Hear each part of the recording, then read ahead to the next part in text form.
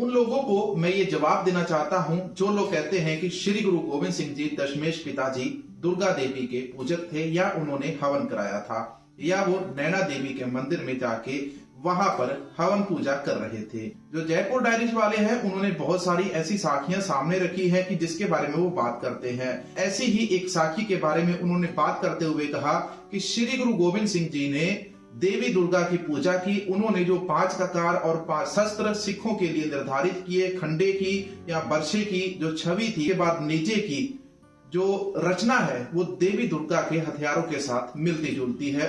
हमने कई बार इस विषय के ऊपर वीडियोस बनाए हैं कि श्री गुरु गोविंद सिंह जी का देवी की पूजा से कोई भी संबंध नहीं है कि कुछ ऐसे लोग हैं गिने चुने धर्म के अंदर बैठ के दोनों धर्मों को आपस में लड़ाने का काम करते हैं।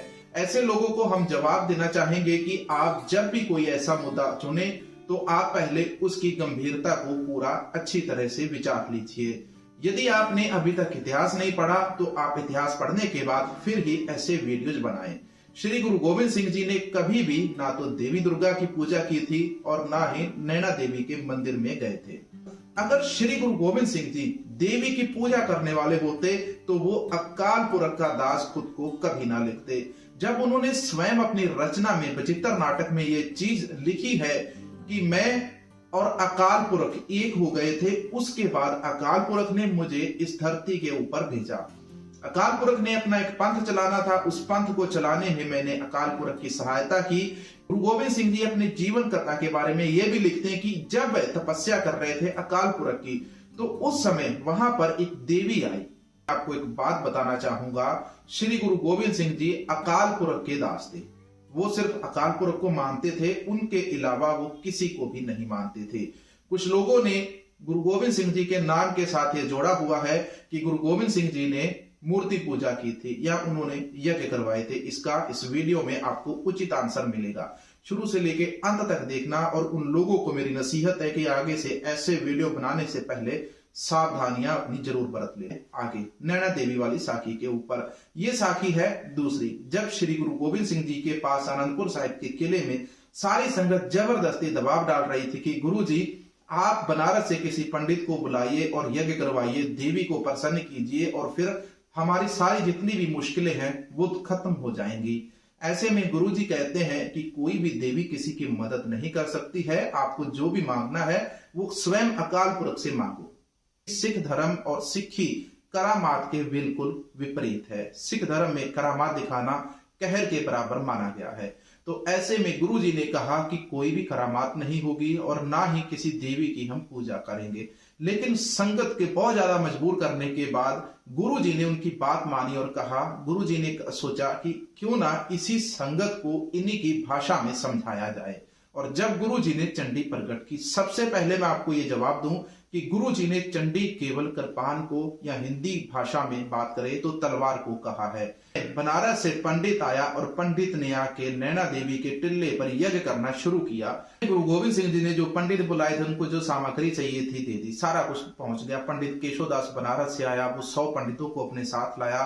ऐसे में नैना देवी के टिल्ले पर वो यज्ञ करने लगा। तो हफ्ते के बाद गुरु गोविंद सिंह जी वहां पर पहुंचते हैं, जाके चेक करते हैं कि पंडित पहुंचते हैं। पंडित कहता है कि देवी को प्रसन्न करना बहुत कठिन है, उनके लिए कोई बलि देनी पड़ेगी, तो ऐसे में आप कोई बलि का इंतजाम कीजिए। गुरु जी तो पहले से जान थे और पंडित अपने मन में लालसा लगाए बैठा था कि मैं गुरु जी को लूटूंगा, यहाँ से कोई बलि लूंगा और गुरु जी को बेवकूफ बना के निकलूंगा। तो ऐसे में गुरु जी ने कहा, पंडित जी बोलिए आपको किसकी बलि चाहिए। पंडित मन में सोच रहा था कि साहिबजादा अजीत सिंह जी की बलि मांग लेगा, सबसे बड़े पुत्र हैं, तो ऐसे में गुरु जी मना कर देंगे, तो ऐसे में जो यज्ञ है वो बीच में रह जाएगा और जितनी भी माया उसने अभी तक इकट्ठी की है वो लेकर चल पड़ेगा। तो उस समय तक जो तकरीबन 1 लाख रुपए की हवन सामग्री गुरु गोविंद सिंह जी पंडित तक पहुंचा चुके थे। तो ऐसे में गुरु जी ने कहा, पंडित ने कहा कि किसी सूझवान और बढ़िया सुंदर सुशील व्यक्ति की बलि देनी पड़ेगी जो समझदार भी हो और अच्छा ज्ञानवान भी हो। तो गुरु जी ने कहा कि पंडित जी आपसे बड़ा और कौन सा ज्ञानवान और सूझवान हो सकता है, आप ही की बलि दे देते हैं। तो पंडित ने कहा कोई बात नहीं गुरु जी की मैं फिर से ट्राई करता हूँ, कोशिश करता हूँ कि अभी मैं और कर रहा हूँ, फिर मैं आपको बताता हूँ। गुरु जी उस समय वापस आ गए। उस रात पंडित अपने सहयोगियों को लिया और वहां से भाग गया। अगली सुबह फिर गुरु जी वहां पर वापस टिल्ले पर पहुंचते, नैना पहुंच के चेक करते हैं कि यहाँ पर तो कोई पंडित है नहीं, तो वहां पे जितनी भी हवन सामग्री होती है, गुरु जी अपने सिंगों को कहते सामग्री को उठाओ और इसको हवन कुंड में डाल दो। ऐसे में जब वो सामग्री हवन कुंड में डालते हैं तो जितनी संगत होती है नीचे, जब गुरु जी ऊपर जाते हैं चेक करने के लिए, संगत भी साथ में चल पड़ती है। धीरे धीरे वो भी वहीं पर पहाड़ी के ऊपर पहुंच जाती है। जैसे एकदम से पहाड़ी के ऊपर बहुत तेज आग उत्पन्न होती है, क्योंकि एक साथ सामग्री डालेंगे तो बहुत तेज अग्नि उत्पन्न होगी। तो ऐसे में जो अग्नि उत्पन्न हुई थी वहां पर, उस अग्नि के साथ बहुत लंबी लंबी लाटें पैदा हुई पहाड़ी के ऊपर। तो गुरु जी ने वहां पर एक अपने कमर कसे से कृपान निकाली और उस कृपान को इस प्रकार आगे कर दिया वहां पर उस अग्नि के ऊपर। और जो लोग थे आसपास में वो देख रहे थे, तो गुरु जी ने उन लोगों को वहीं पे कहा कि ये जो कृपान है यही आप लोगों की चंडी है, इस चंडी को पकड़ो और पापियों का अंत कर दो। गुरु जी ने ये लोगों के अंदर, संगत के अंदर जोश भरने के लिए काम किया था। लेकिन इस चीज को जो जयपुर डायरीज वाले लोग हैं वो इसको तोड़ मरोड़ कर पेश कर रहे हैं कि गुरु जी ने वहां पे जाके यज्ञ किया, देवी की उपासना की, देवी के पूजक थे। ऐसे बहुत सारे किस्से उन लोगों ने जोड़ दिए। तो सबसे पहले मैं आपको कहना चाहूंगा कि गुरु जी यदि हमको किसी देवी की पूजा करने के बारे में कहते तो गुरु जी कभी भी अकाल पुरख की पूजा का नाम नहीं लिखते कहीं पर भी। जो सिखों को 52 हुक्म दिए गए वहां पर भी कहीं पर किसी देवी का जिक्र नहीं मिलता।